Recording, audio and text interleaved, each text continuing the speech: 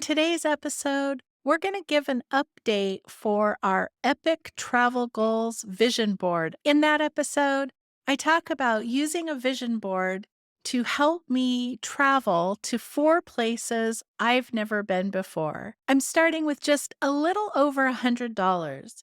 It's been 5 weeks since the last episode, and you wouldn't believe how much money I have found to apply towards achieving this goal. Vision boards are amazing tools because we focus on just what we want and we don't worry about the how.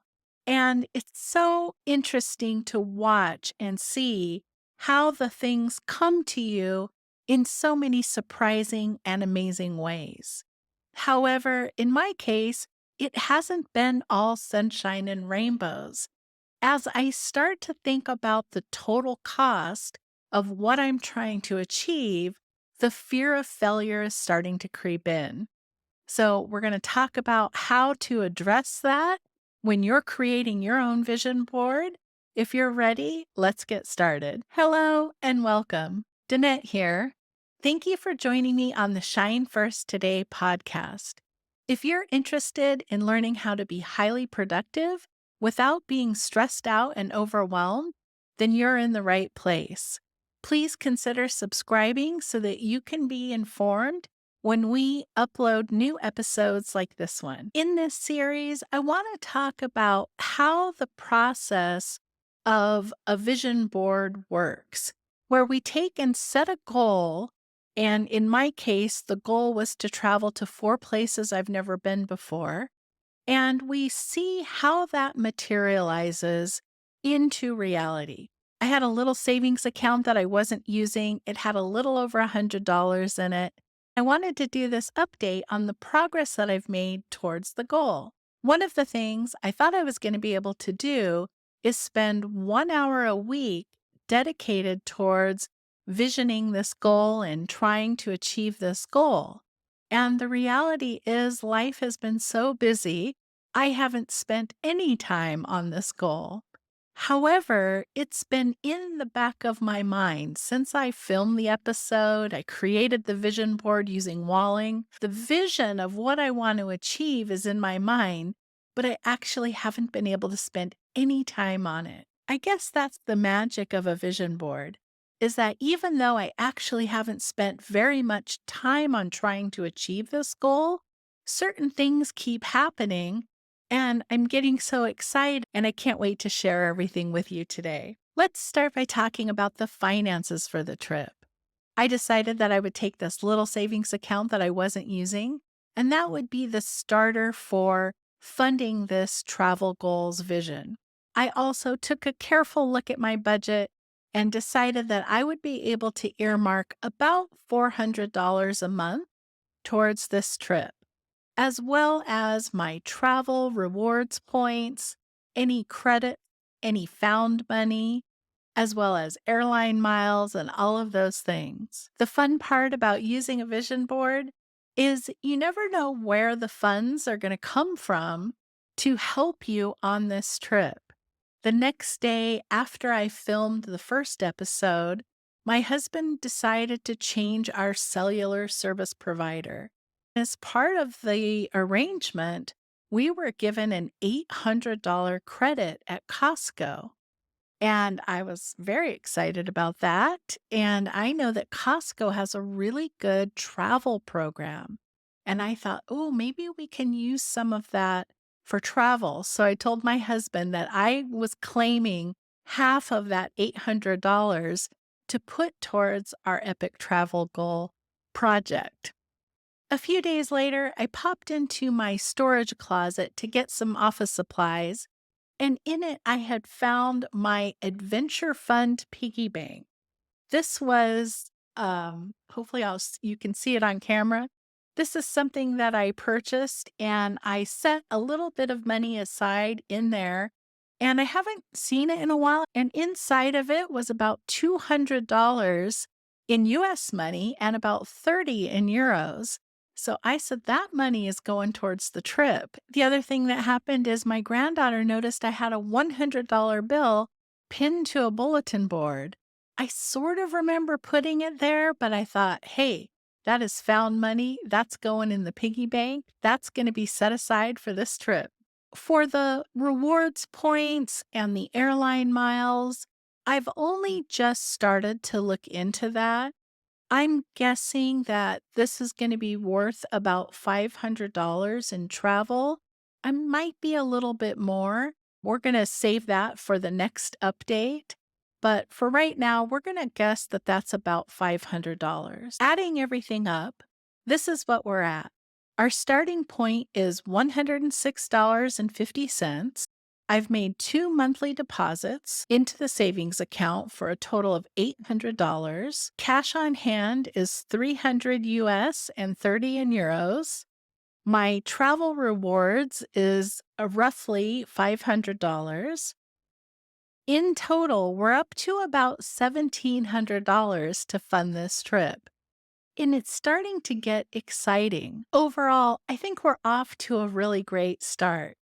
And the really fun part has been how my husband has been helping me, considering that the first time he was aware that I was even setting this goal for us was when he first saw the episode after I uploaded it. I kept asking him, "Did you watch it yet?" And when he finally did, he was like, "Oh, that sounds like fun. I'm looking forward to it." He started talking about how we could make that trip a reality. He asked about where the Orkney Islands are, and I told him they were close to Inverness, and Inverness is a town that he absolutely loved. And it was so fun to start to talk about how these different trips might come into play, which ones we might pair together, mistakes that we've made in the past. Him getting on board and being supportive is super helpful. And what's interesting is we're starting to talk about this travel for next year, not in the terms of if it's going to happen, but we're starting to talk about it in terms of when. And that's a really different mindset because when I first started thinking about this idea, I didn't really believe that we could get that much travel done in 1 year. And the other funny thing that's happening is I'm starting to think about 2025. Like, if these 4 trips happen, what trips am I going to plan for 2025? Having my husband on board with this vision goal is so great. He and I have been together a very long time. Next March is our 35th wedding anniversary. It's one of those things where we don't always agree on everything, but for this, we're pretty much on the same page. And his support and his help is really making this fun, and it's really making us get excited. A few interesting things have happened since we filmed the last episode. I went to a conference and I ran into a very dear friend, and I was talking about this trip. And I said, one of the places we want to go is the French Alps. And he said, well, me and my wife own a condo there, and you're welcome to stay with us. And we're like, yeah, that's going to be so cool. It's just one more thing that's lining up in the plans. We couldn't be more excited to spend time with them and their offer to show us around and let us stay with them. The other thing I found out is that one of my conferences for work is going to be held in Orlando, Florida next year. One of the trips that we want to go on is to Costa Rica. And Costa Rica is really a hop, skip, and a jump from Orlando, Florida. So I might be able to tack on the Costa Rica trip after the work conference.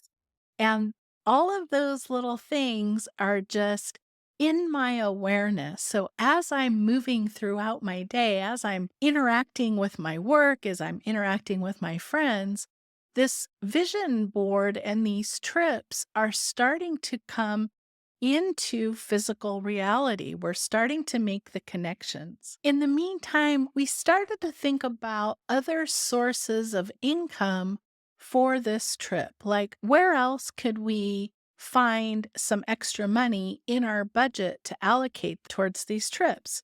The first thing we thought about is renting our house through Airbnb while we're gone, because in one of the trips, if we're gone for a couple of weeks, that would generate a little bit of income to offset some of the expenses.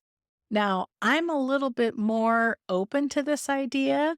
My husband's a little bit nervous. So if you've rented your house through Airbnb, let us know in the comments below what was your experience and how did you like it. We're looking to get more information about that as a possibility. The other thing we decided is to let go of our Disney vacation timeshare points. We have not been using the points as regularly as we would like to. Obviously, COVID was part of the impact of our decision to travel, but we just haven't been using the points. And it looks like they have actually appreciated in value since we purchased them. We've agreed to take a portion of the profit and earmark it towards the trip. Hopefully, in our next update, we'll have more details on that.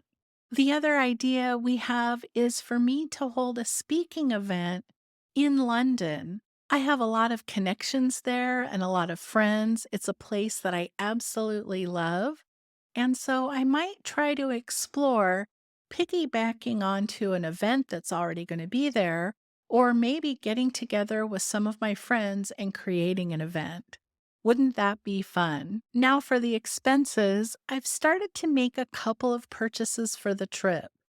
When I went to the conference a couple of weeks ago, I realized that for a long term travel, my carry on bag was just not enough. I had to graduate to the next size up. That was really exciting, and I'm using the money from the travel fund for this purchase. The other purchase I made was a gimbal to hold my iPhone. I want to try to film and document the trips that we go on and bring them to you. So, two really exciting purchases earmarked for this trip. And I think it's helping make this trip become more tangible, become more real. My biggest challenge with this trip, as it starts to feel like it's becoming more of a reality, is the fear of failure. The fear of, will I actually be able to save enough money or to do 4 trips to places I've never been before? When I start to think about the total cost of the trip, then I start to be afraid. I start to think, oh, we can't afford that. There's other things we could spend money on. There's other things we need to do. And the fear really creeps in and it can push it out even farther. I'm struggling with that a little bit right now because it's starting to feel more real. The key here for me, I think, is to not let the fear creep in, to remember that's my brain trying to keep me safe. My brain doesn't want me to go to new places that I've never been before because it's afraid of that, so it's gonna try to keep me at home and not going anywhere new. I will keep you updated on that as well. In the meantime, let me know in the comments, have you used a vision board? And has it been successful? What have you brought into your physical reality that you had in your imagination that came from a vision board? I will link to the first episode on the travel goals vision board here. Thank you so much for listening. I so appreciate it. I hope the rest of your day is amazing. I will see you in the next episode.